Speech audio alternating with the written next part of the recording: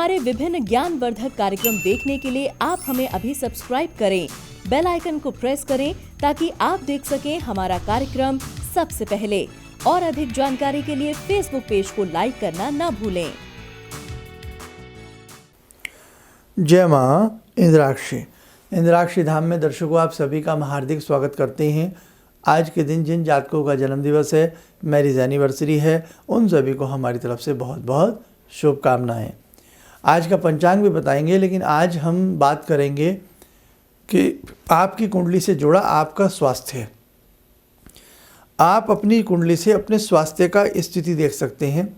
जो लोग बहुत बीमार रहते हैं तो कहीं ना कहीं उनकी जन्म पत्रिका के 6th हाउस और अष्टम भाव अच्छे नहीं होते हैं। आपके काम की चर्चा है, कुछ ना कुछ उससे आपको लाभ मिलेगा। आइए पंचांग पढ़ देते हैं। 25 जनवरी सन 2021 दिन सोमवार, पोष मास, शुक्ल पक्ष, संवत 2077। तिथि द्वादशी है, नक्षत्र मृगशिरा, राहु काल 7:30 से 9, दिशा सूल पूर्व दिशा। इससे पहले मैं कुंडली पढ़ूं, मैं आप सबसे कुछ निवेदन करना चाहता हूं। श्री राम मंदिर का निर्माण आप सब जानते हैं बहुत अच्छे से हो रहा है ना। हम जो भी सहयोग वहाँ करना चाहें हमें ज़रूर करना चाहिए। हमें अपना सहयोग ज़रूर करना चाहिए। बस आपसे यही मेरी अपील थी कि आप इंटरनेट पर सर्च करेंगे, श्री राम मंदिर के नाम से जो अकाउंट है वो भी निकल के सामने आपके आ जाएगा। और डायरेक्ट आपके मोबाइलों में भी इस प्रकार के मैसेज आप यदा कदा देख ही रहे होंगे, तो मैं इसमें कुछ बता भी देता हूँ। श्री राम जन्मभूमि तीर्थ क्षेत्रा, ठीक है, श्री राम जन्मभूमि तीर्थ क्षेत्रा, ये इस बैंक का मतलब बैंक होल्डर का जो नाम होता है तो ये वहाँ का नाम है। और श्री राम जन्मभूमि तीर्थ क्षेत्रा के नाम से 2 अकाउंट हैं जो मुझे मालूम है। एक SBI बैंक का है और एक है बैंक ऑफ बड़ौदा। तो आपसे जो भी सहयोग हो सके, मेरा आपसे भाव यही है, आप अपना सहयोग ज़रूर कीजिएगा। अब आइए हम बात करते हैं जन्म पत्रिका और जन्म पत्रिका से जुड़ा किसी भी व्यक्ति का स्वास्थ्य बहुत लोगों का गड़बड़ रहता है। किसी को कोई कमजोरी रहती है, किसी को कोई कमजोरी रहती है, कुछ ना कुछ कमी बेसी सबके शरीर में बनी रहती है। हमेशा ध्यान रखना, मेरे वो ज्योतिष के छात्र भी रखना जो ज्योतिष सीख रहे हैं या जिन्हें नहीं भी आती, उनकी कुंडली में भी आपको कुछ ना कुछ ऐसे इंडिकेशन ज़रूर मिल जाएंगे। जैसे मिसाल के तौर पे मैं आपको बताता हूँ। आप ये कुंडली देखिए, इस कुंडली में देखो एरो का निशान आपको दिख रहा है, 6th भाव में या 6 नंबर लिखा है। और इसी कुंडली में आपको एक एरो का निशान दिखेगा अष्टम भाव में। तो 6th भाव में और अष्टम भाव में आपको एरो के निशान दिख रहे हैं। जन्म पत्रिका का 6वां घर किसी भी व्यक्ति की जन्म पत्रिका का 6th हाउस रोग स्थान होता है। क्या होता है? रोग स्थान होता है, शत्रु स्थान होता है, रिपु स्थान इसी को कहते हैं। ऐसी अष्टम भाव किसी भी जन्म पत्रिका का अष्टम भाव किसका होता है? आयु का होता है। अब बहुत लोगों की आयु तो होती है, लेकिन आयु कमज़ोर होती है। कुछ ना कुछ उसमें कभी शरीर में पीड़ा, कभी घुटनों में दर्द, कभी बैक पेन, कभी हेडेक, कुछ ना कुछ ऐसे व्यक्तियों को कई बार बना होता है। तो मेरा कहने का भाव यही है कि आपकी जन्म पत्रिका का 6ठा भाव कैसा है, आप किसी को दिखाना। आपकी जन्म पत्रिका का अष्टम भाव कैसा है, आप किसी को दिखाना। जो व्यक्ति बहुत ज़्यादा बीमार रहते हैं, कहने का भाव बहुत ज़्यादा आप बीमार रहते हो, तो आपकी जन्म पत्रिका का 6ठे हाउस के ग्रह जरूर कमज़ोर होंगे। आपकी जन्म पत्रिका के अष्टम भाव के ग्रह जरूर कमज़ोर होंगे। यदि आप इन कमज़ोर ग्रहों का उपाय करोगे तो मुझे पूर्ण विश्वास है कि आप बहुत जल्दी स्वस्थ हो जाओगे। क्योंकि देखो भाई, जो बीमार होता है उसी पता होता है, क्योंकि बीमारी में व्यक्ति का मन नहीं लगता। कहने वाले तो कह देते हैं कि देखो ये कितना आराम कर रही हैं या आराम कर रहे हैं, आपका रोज़ शरीर दुखता ही रहता है, आपको रोज़ ऐसा होता ही रहता है। नहीं साहब, कोई जानबूझ के ऐसा नहीं करता। शरीर जिसका अस्वस्थ रहता है वो बेचारा तभी अपनी तकलीफ़ बताता है। और कई बार तो हमारे ऐसे भी साधक हैं कि वो अपनी तकलीफ़ किसी को बताते ही नहीं हैं, अंदर ही अंदर अपनी तकलीफ़ को पीते रहते हैं। कई बार जल्दी से ट्रीटमेंट नहीं कराएंगे, जल्दी से पैसा नहीं खर्च करवाएंगे, और कई बार उन्हें ऐसा लगता है बताने से क्या फ़ायदा, कोई समझता नहीं है, कोई सुनता नहीं है। तो देखो, संसार में ये तन जो है ना, ये बहुत मुश्किल से मिलता है। हिंदू शास्त्र के मतानुसार 84 लाख योनियों का भ्रमण करने के उपरांत, और उसमें भी अलग अलग योनियां हैं, तब जाकर के ये मानव का तन, ये चोला हमें प्राप्त होता है। ये बहुत कीमती है, और जीवन बहुत कीमती है। जीवन नष्ट होने के बाद हम दोबारा से इस चेहरे के रूप में नहीं आ सकते। तो इसलिए ज़िंदगी का अंत होने से पहले, मरने से पहले हमें जीने की कोशिश करनी चाहिए। आप निराश मत होइए, ज़रूर किसी मर्मज्ञ को अपनी कुंडली दिखाएं। दूसरी बात, कुंडली नहीं है तो आप हाथ की रेखाओं में भी ये आयु रेखा होती है, ये आयु रेखा होती है। आयु रेखा में कट होंगे, आपकी हथेली में बहुत सारी छोटी छोटी रेखाएं होंगी, आपके मंगल पर ग्रिल बनी होगी, आपकी हृदय रेखा बहुत तुड़ी मुड़ी होगी। ऐसी स्थिति भी जिस व्यक्ति की होती है, वो भी अक्सर बिस्तर पर रहता है, अक्सर बीमार रहता है, घर में अच्छा खासा उसके दवाइयों का भंडार लग जाता है। समझे? तो आपको निराश नहीं होना। कुंडली है तो कुंडली दिखाएं, नहीं है, डेट ऑफ बर्थ सही नहीं है, समय सही नहीं है, तो किसी भी विशेष व्यक्ति को अपने हाथ की रेखाएं दिखाइए और अपना कुछ न कुछ उपाय पूछिए और करिए। अब एक कॉमन उपाय मैं बता देता हूँ। भगवान शिव का एक बहुत सुंदर मंत्र है जो बीमारियों को, रोगों को दूर करता है। आप जानते भी हैं कौन सा? मृत्युंजय मंत्र है। ओम त्र्यंबकम सबको आता है। एक होता है महामृत्युंजय मंत्र जिसमें बीज लगते हैं। एक होता है मृत संजीवनी मंत्र जिसमें गायत्री मंत्र का समावेश किया जाता है। अब आप कहेंगे साहब बड़ा मंत्र हम पढ़ नहीं सकते, तो मैं आपकी सेवा के लिए एक बहुत छोटा सा लघु मृत्युंजय मंत्र प्रस्तुत करता हूँ। आप सुन लें, उसे लिख लें, यह स्क्रीन पे मैं आपको दिखा देता हूँ। सुनिए आप। ओम जुम सह, सह जुम ओम। एक तरीका तो ये है। दूसरा सुनिए इसी का।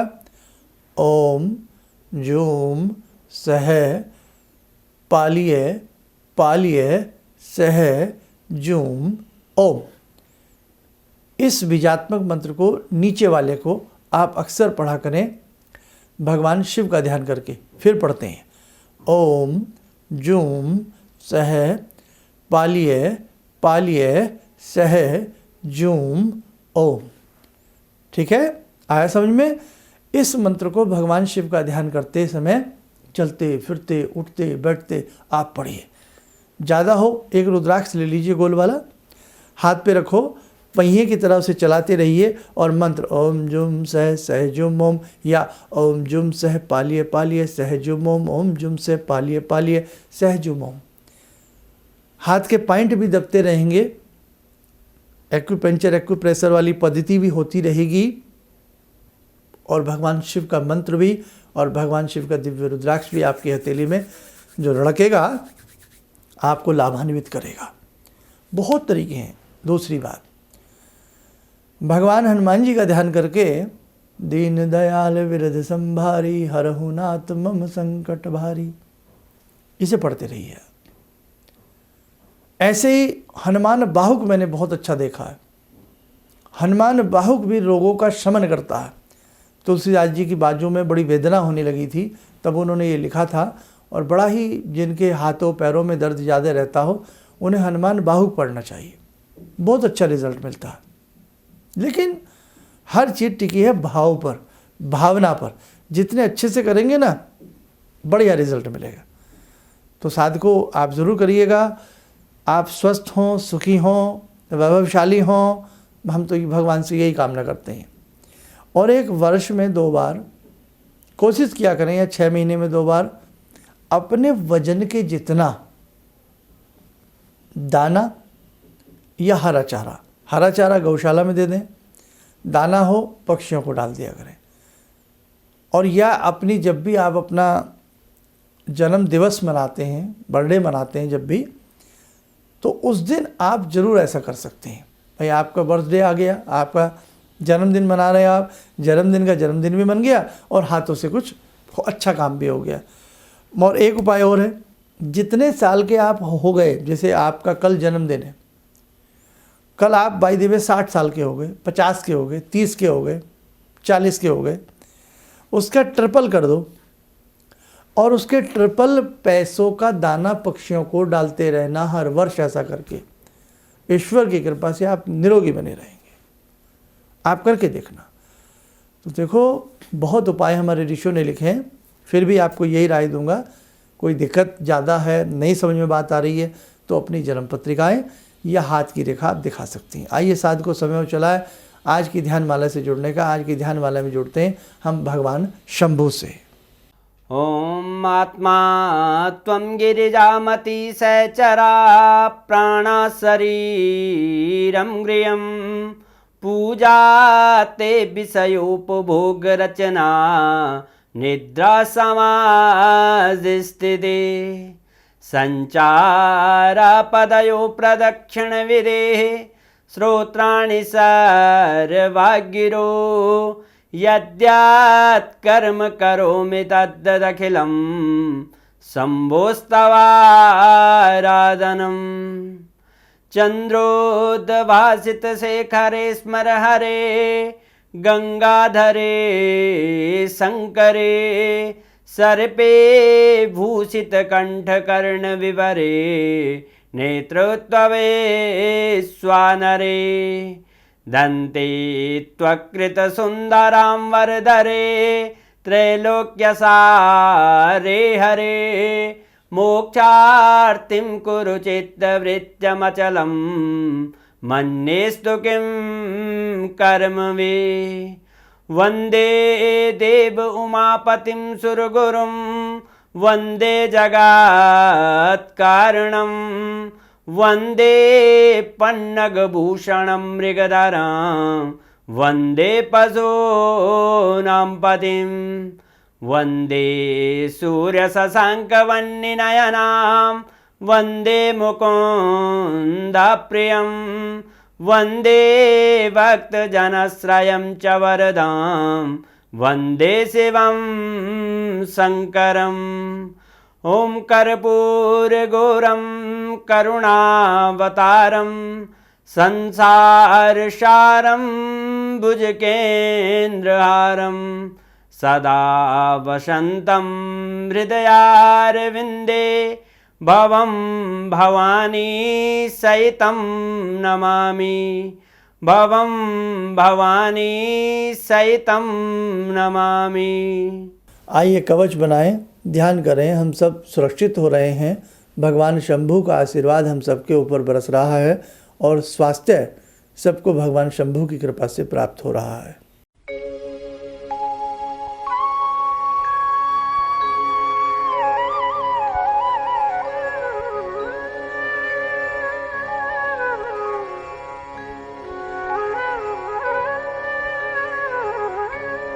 ओम बोलते हुए नेत्र खोलें, सामान्य हो जाए। देखो साधकों, यदि आप हमारे संस्थान से भी किसी प्रकार का कोई परामर्श लेना चाहते हैं, आप देश विदेश में कहीं भी रहते हैं, उसके लिए आप हमारे संस्थान से कॉल अपॉइंटमेंट ले सकते हैं और उसके माध्यम से जो भी हम आपको परामर्श दें कि आप अपने लिए ये उपाय करें, उन्हें मन से करें, तो ईश्वर की इच्छा से कहीं ना कहीं आपको लाभ ज़रूर मिलता है। दूसरी बात, आपके निकटतम कोई रहते हैं तो वहाँ जाएं, अपना हाथ दिखाएं या अपनी कुंडली आपके पास बनी हो तो कुंडली दिखा करके एक बार, मैंने जैसे आज के इस टॉपिक में बताया, 6th हाउस और अष्टम भाव या फिर हाथ की रेखाओं में आयु रेखा किस प्रकार की है, क्या कहती है और हमें किन मंत्रों का चयन करना चाहिए, हमें कौन से उपाय करने चाहिए, लाभ ज़रूर मिलेगा। और सेकेंडली, मैंने जो आज के इस अंक में उपाय बताए हैं, 1-2 मंत्र बताए आपको और 1-2 मैंने आपको जैसे तुलादान की बात कही है, सिंपल तरीके से भी आप करेंगे, आपको निश्चित लाभ की प्राप्ति होगी। इन्हीं शब्दों के साथ हम अपनी वाणी को विराम करते हैं। जय माँ इंद्राक्षी। भगवान से जुड़ो और भगवान को से जुड़ने का जरिया आपने बताया, बहुत अच्छा लगा, बहुत धन्यवाद। और सनातन धर्म को जिंदा रखने के लिए आप जो प्रयास कर रहे हैं बहुत सराहनीय है। हम लोग को मौका मिला है, हम लोग भाग्यशाली हैं जो आपके करीब आने का हम लोग को मौका मिला है। किसी भी समस्या के समाधान के लिए मिले प्रसिद्ध हस्तरेखा एवं वास्तु विशेषज्ञ प्रोफेसर धर्मेंद्र शर्मा जी से। नोट: शिविर में भाग लेने हेतु एवं व्यक्तिगत रूप से मिलने के लिए कॉल करने का समय सुबह 10 बजे से शाम 6 बजे तक।